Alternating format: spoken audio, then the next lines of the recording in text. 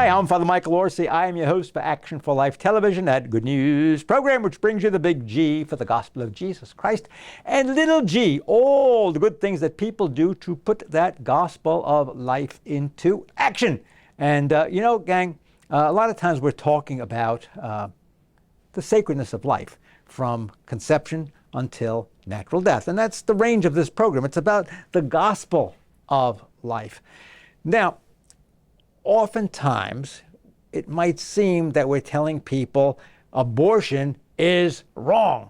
And believe me, we are. But there's more to this show than that, because not only have we lost the life of a child in abortion, but it does terrible damage to the mother, and guess what else? It does damage to the father, too.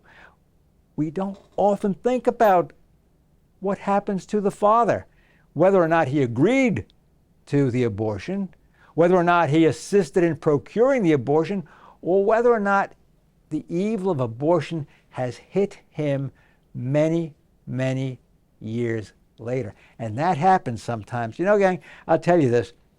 When you reach my stage of the game, when you're over 39, sometimes you look back on your life and you try to start to evaluate, what was good and what was bad. And sometimes some things come back to you and you say to yourself, why did I do that? I should never have done that thing. And, sometimes when that happens, we have to talk the issue out, whether it happened, last year or 10 years ago or, 20 years ago. We need to talk it. We need to talk it out. And that's why I have this gentleman here today, Nathan Misirian, and he runs a group that helps support women, but also men who have experienced an abortion.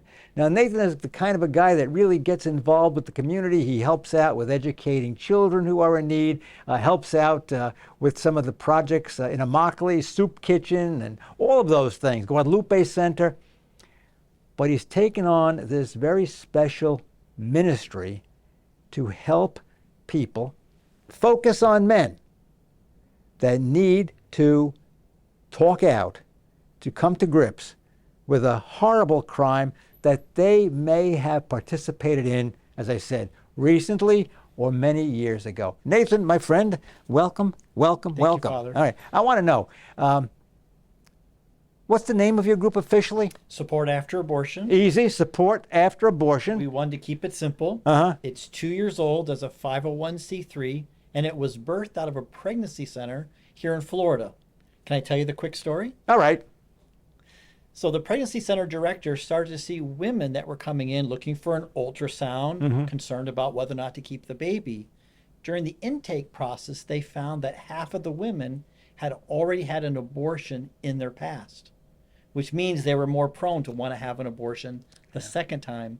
Half of all abortions in the U.S. have already happened to a woman who's already had a first abortion. Isn't that, you see, folks, you don't even think of that, but yeah, it's like you fall into a pattern. Almost you fall into a pattern, yeah, okay. Just becomes easier, Yeah, sad to say. yeah. So they started a ministry to say, how can we get to the root cause of why did that woman or man choose an abortion? They saw such a great need. They went ahead and talked to the board, and the board said, we think you should dedicate a 501c3 ministry just focusing on supporting women after an abortion. So we focus on a non-judgmental approach to say, we're so sorry that that's happened. Tell us why that's happened. And we use just a conversational approach to begin the healing process. Okay.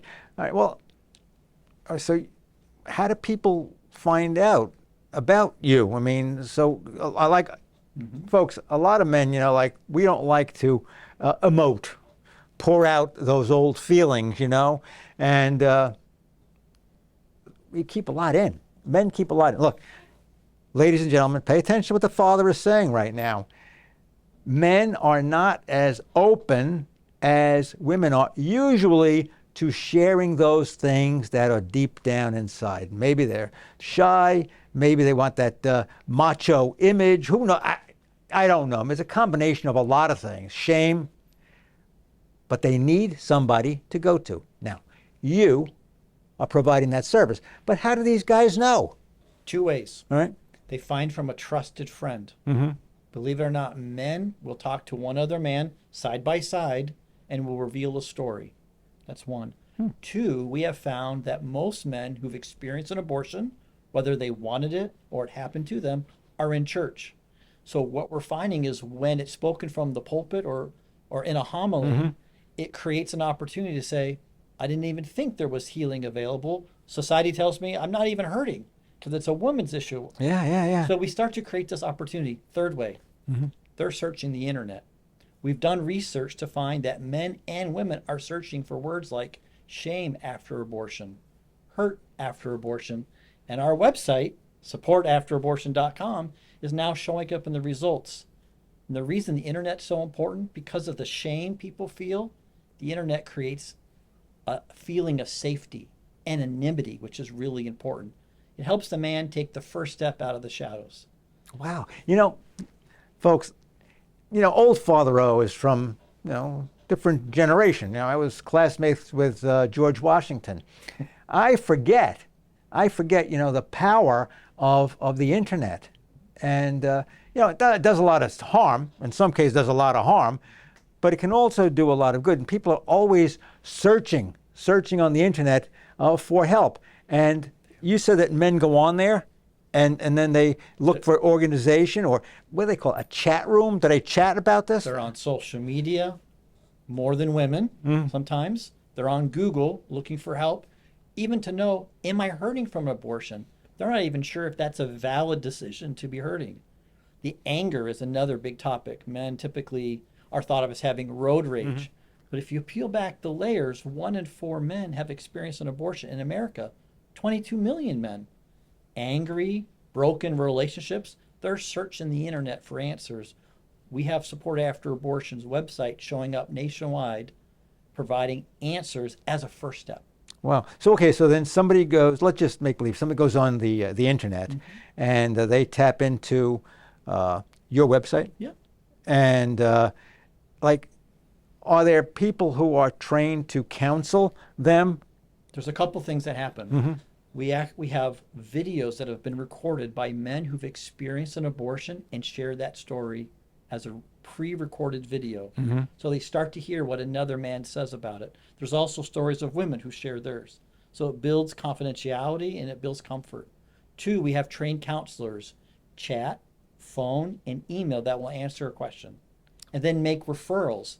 So our goal at Support After Abortion is not to heal every person individually, but it's to create a gateway to make referrals all around the country, if not the world, of where healing can happen. Churches, Project Rachel, one-on-one. We have a lot of men that just don't want a group. They want to do it virtually with another trained counselor. Lots of ways to get involved. This is amazing. As I said a little bit earlier, my generation, we don't often think about using the internet and then, virtual conversations and virtual everything. I mean, a couple of weeks ago, I had a funeral. A young man died. I'm a young man. He was, comparatively speaking, he was only 51 years old. And that's pretty young to die, right? And I got to the funeral home. I was there with his parents. They were still alive, and naturally they were devastated. And they looked around the room, and they said, we don't even know who these people are. So after the service, I went over to some of these folks, and I said, how are you related to John? How did you know John? And they told me that they were part of a chat group. And they came from, different places, in even as far away as Tampa. How do you get trained to take care of these people? Okay, so somebody comes up and they say, I'm hurting. And are you providing a psychological counseling? What are you providing? I mean, and how do we know that you're giving the right advice? I mean, I know that you are. But I mean, how do people say, yeah, I'm Great confident? question. Yeah. So Support After Abortion has partnered with faith-based mental health counselors from around the country and expert authors who have been writing books about helping people heal from trauma as well as abortion, including PTSD. they've come together with an organization called Word Among Us, which you're probably familiar with, and we've produced a series of booklets to introduce the topic of healing and a 6-step process to begin that journey. For example, step 1 is just awareness that abortion has caused a life to be lost. Okay. That's step 1. Step 2, for our volunteer staff, they go through a rigorous background check and training by our counseling team, who are already known experts in the field. And then third, there are topics that are much more complicated, even beyond abortion. So we have a network of trained counselors around the country who we make outbound referrals to. So it could be marriage counseling, for example. Okay. Could be issues with suicide, other addictions that are beyond the scope of what we can care for, but are often interrelated. So our goal is to make referrals out to wherever the best need is. Often we have clergy who want to do that additional counseling because they see the spiritual need before an emotional need needs to be See, addressed. folks, this is the real deal here. I mean, this is, it's kind of comprehensive. It's rather complete, and that if somebody gets involved with Nathan's group, that they can be sure they're going to be getting some very, very good advice and good guidance. All right. Another thing I'm interested in, you talked about pastors preaching from the pulpit about the need of men to get some support after having in some way contributed to an abortion. Let me, guys, I'm going to tell you something now. Listen to old Father O. Some guys might say, well, I had nothing to do with the abortion. She just did it. It wasn't my fault. Gentlemen, you can't have an abortion without having a baby, and you help make the baby, and if you don't see that, I mean, you got bigger issues. You got bigger issues, okay? So tell us about clergy. How do they get involved? So one of the ways that we've partnered with St. John the 23rd and St. John the Evangelist here in Naples and Fort Myers. These are two local Catholic churches. That's right. All right, but we minister to non-Catholic churches too. Sport After Abortion covers all. It's very ecumenical in its nature. Okay, good, okay. I'm just using these two examples because they have had examples in their one-on-one counseling seeing the need for men to heal.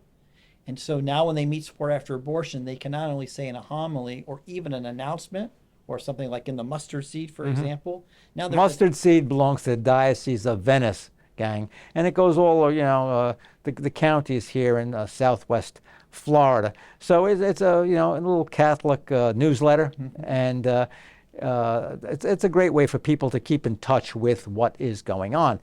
What about like some of the non-Catholic churches? Do they have a network for this stuff? So they typically have a counseling program, and our goal is to try to meet one-on-one with these local churches around. Could be on Zoom or in person, to introduce ways to talk about abortion healing as part of a counseling ministry. Okay, good. So listen, we're talking to the priests out there, Catholic priest, Orthodox priest. We're talking to the Protestant pastors. A lot of you guys are friends of mine, here in Naples and in Lee County. Something that you got to keep in mind, sometimes when we should. Look, we should talk about abortion in church. A lot of people say, oh, you can't talk about it, you can't talk about it. There are people that have had abortions and they'll feel really bad. Look, you got to speak the truth. You got to speak the truth. And the truth helps to heal people. Sure. Covering it up, covering it up under the carpet doesn't do anybody any good. All right, so, pastors, ministers, rabbis, whatever you are, don't be afraid to speak the truth. Okay, what is Luncheons for Life? Did you enjoy your lunch? I had a great lunch. All right, yeah, we had, what did we have? Pastrami sandwiches. All right, pastrami sandwiches, delicious, okay. So Luncheons for Life, founded by Janine Marrone, meets once a month in 11 different cities designed to bring like-minded pro-life people together. The design is, there is no ask, it's not for fundraising, to share common passion for life and to create networking around a nice meal. So we have them several in Florida and then throughout the Midwest. Wait a minute, there's an expression I want to ask you. Sure. There ain't no such thing as a free lunch. I mean, that's like kind of out the window. That's what makes it special with our founder, who I mentioned, who covers the cost of that because she believes so strongly to create a networking opportunity. I'll give you an example. I attended one up in Venice, here in Florida, And during the open mic session, which is 30 minutes, anybody can ask a question or share a need. I watched several maternity homes say, we're short on diapers. Within 2 minutes, 5 hands went up with people who had extra diapers willing to make a donation. That's an exciting opportunity to help It to sure is. connect pro-life It people sure together. is. Yeah, yeah. Students for Life often provides updates.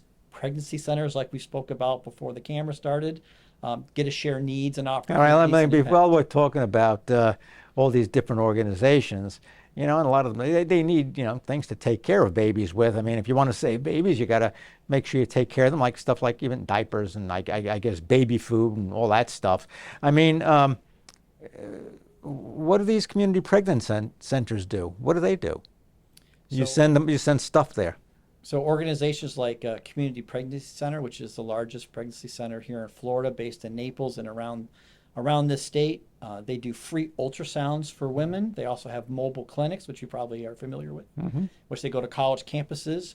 We find that when a woman goes for an ultrasound, it's the number one reason they choose life is when they get to see the baby, particularly if the man that's involved gets to see that baby for the first time. Wow. It's a, you know, I saw that. That's what I was asking you, you know, about how closely you work with the community pregnancy centers, because like a big buddy of mine, Scott Byer, he runs the one here in Naples, and the Knights of Columbus donated an ultrasound machine. This is about a year ago, I suppose, and they invited me to go over to the for the blessing of the ultrasound machine. I never thought it'd be blessing an ultrasound machine. It was blessing an ultrasound machine, and they had a lady in there, a young girl, and she volunteered to let us see the ultrasound because she was like about maybe 3 or 4 months pregnant, something like that.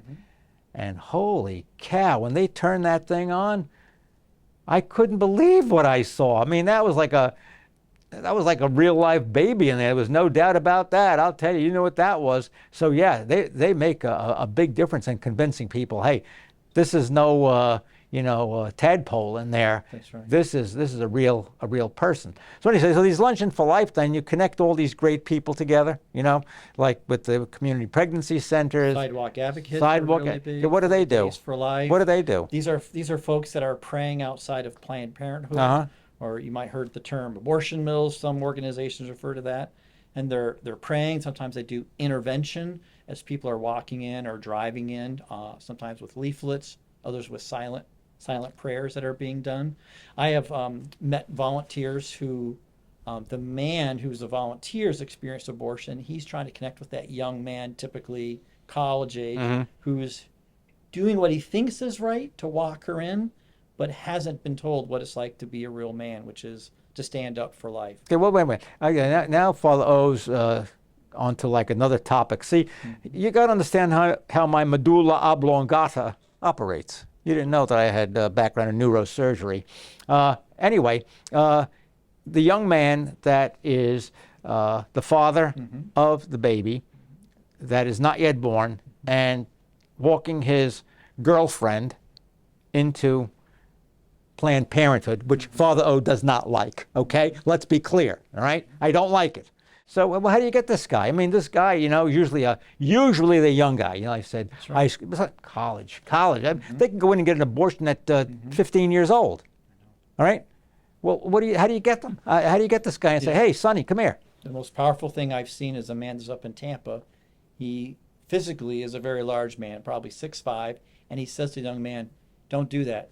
I did that once. You're going to regret it." And he's telling his story while the young man is walking by or opening the door. Wow. You can't manufacture the No, power that no, has. no. And then usually that volunteer is crying because he is going back to when he was Wow. 18, 19, 20 doing that. That's powerful, folks. It is. Nothing beats personal testimony. That's right. Nothing beats personal testimony. And that one-on-one contact. I know we talked about, you know, internet and Zoom and all of these things. You know, they're great. I mean, I said if we're using the right way, you know. But if you could be there with them, That's right. to talk, meet their eyes, hold their hand, put your arm around them. Wow, what a difference that makes. Now, you see, some of the stuff that we're talking about here, Nathan's wanted to talk about, luncheons for life.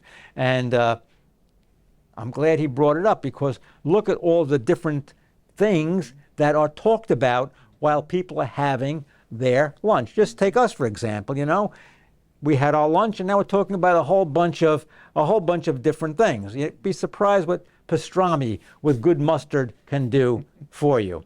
Okay, what else do you want to tell us? So today? we have something special. See, I knew he had something else on his mind. You see? Go ahead. Yeah, we know each other. Yeah. So we have something special happening in the state of Florida, October 22nd, here in Naples. There is a off-Broadway play actually written by a former Disney producer, and in a 1.5-hour play, it is a 3-person drama that tells the story of a couple who are dealing with an unhealed abortion in their marriage. Wow. It is very powerful. It's done by 3 African-American actors, and it takes you through a very dramatic journey of fights that happen in a relationship, and then starting to unpack what's the cause of those fights. And in the middle of the play, you discover that there was an unhealed abortion wound, and how the Lord walks them through a healing process. So that's free. It's sponsored by the Diocese of Venice, Support After Abortion, but we are looking for area sponsors who will help afford the price to bring down the actors who are coming down from California. And for this play, October 22nd, it's going to be at St. John the Evangelist, 6:30 p.m. Oh, okay. St. John the Evangelist is down on, Immokalee Road. You go down Immokalee Road, and you're going toward the Gulf, everybody. And they have a beautiful center. Yes, the Pulte Center. Yeah, Pulte, just a beautiful center. Great place to have this play. Okay, what's the date of this? October 22nd. It's a Saturday, 6:30 p.m. So following Mass. It's free. We have 500 seats available. I spoke with some folks at the Diocese of Miami. They're bringing a busload over. Oh, good. That's fantastic. So we're saying to folks around the state, come to this very special event. Okay, so the Diocese of Venice is helping to sponsor this. Okay, my main man, Bishop Frank Duane. Thank you, Bishop Duane. Good man. And you also need some more sponsors, right? We do. We're looking for some organization sponsors. There's a $5,000 and a $2,500 sponsor to get your logo in front of all those participants. Helps offset the cost of bringing the actors down. Watch me do this, how sneaky I'm going to be. Hey, BC, President of Action for Life, executive producer of this fantastic program. Do you think that maybe you could do something to help these folks out? I know you got a good heart. I know you want to do the right thing.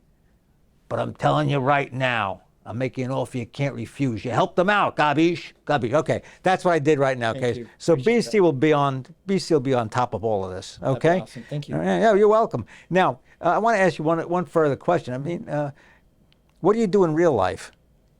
So, in addition to working for Support After Abortion, I also run a digital marketing company that helps many nonprofits get on page 1 of Google. That's why I know Scott Byers so well. We've rebranded their website to attract abortion-minded women, and we help pregnancy centers all across Florida show up with ads right next to Planned Parenthood online. Wow. That's one of the things that, I've always been, I guess, concerned about. But tell you the truth, folks, you know me, it agitates me to no end. I mean, Planned Parenthood has the big bucks. And where are they getting the big bucks from? Well, from Uncle Joe. You know who Uncle Joe is? He lived in the White House. And they get big bucks from Uncle Joe. So they can afford to do all kinds of advertising, and they can afford to hire all kinds of people to package all of the good things that they say they do. Of course, they're worried about women's health care. And they don't say that abortion is included in women's health care. It seems to me that if you are supplying abortions, you're not worried about the health care of the little girl baby, are you? That's right. You're not. Okay? So they get all this big bucks, and they get all the advertising. They get government. For the life of me, I cannot understand how they get government money, but they do. Right? Now, yours is all privately funded. It is. All right. How does this work out? I mean, where you get the dineros? That's So- Spanish. Thank you. You're teaching me a lot. I've heard Italian and Spanish. Yeah, Maybe the whole yeah. Latin maybe. Yeah, I earlier. throw everything in there. That was great. All right. That's great. Well, let me use Scott Beyer as an example. All right. So he went to one. Big friend of Father O. That's all right. So why not bring him up? And he's big, believe me, he's big. He's taller than both of us. Put together. That's true. So one of the things that Scott did this year is he went to one of his donors and said, if we were able to elevate the look and feel of the website, social media, and attract more abortion-minded women, are you interested? The donor said yes, but let's see how it turns out. We were able to double the amount of women coming to his site, and the donor in turn doubled his annual giving, covered all the costs. Holy. So we love to see more opportunities like that. And I'll give you one more example, Yeah. if you don't mind. No. Up at a pregnancy center called Pregnancy Solutions up in Northport, Port Charlotte. We're doing an ad campaign for them on Google against Planned Parenthood. Just last month, they had 6 women come in, chose life for their babies. Each of those 6 women said, never knew you existed, but we Googled help for my pregnancy, and you were first. Wow. It's So fantastic. powerful. Yes, Now, powerful. you're Wow. right. The internet doesn't solve everything. I want Right. to add that. But why not use it to the extent Yeah. that we can? Oh, yeah, use it. Now, listen, I want to tell you folks, one more thing. When a woman does have the baby, when a woman does have the baby, she says, I'm not going to have an abortion, maybe I never thought of having an abortion, or maybe she's talked out of the abortion. People say, well, all of these groups don't have the abortion. Well, what happens after she has the baby? Oh, they don't care about you anymore. That ain't true. That ain't true. It's not true at the community pregnancy centers. They help you out for as long as you need any help, with all kinds of things and counseling and financially to help you out. Also, we have here in Collier County a place that, I just love it to death. It's called Sunlight Home. And Sunlight Home takes in women who have no other support. There's no husband, but they have a baby. They're going to have a baby, and Sunlight Home takes them in and guides them through the whole pregnancy, and then they can even stay there until they get themselves on their feet. And, Father O has been there. I know some of the women that have gone through the program. They can help, the woman keep the baby if that's her desire, put the baby up for adoption if that's what she desires to do. But boy, what a wonderful thing. So I want you to, keep in your head that, there is a place for these people, and Sunlight Home right here in Naples is one of those great places, and old Father O is on the board there. So I know what I'm talking about. My man, I want to thank you so much for being here with us today. I'm glad you enjoyed your pastrami sandwich. Hey, Thank you. I'm for action. Nathan's for action, and I know you are too.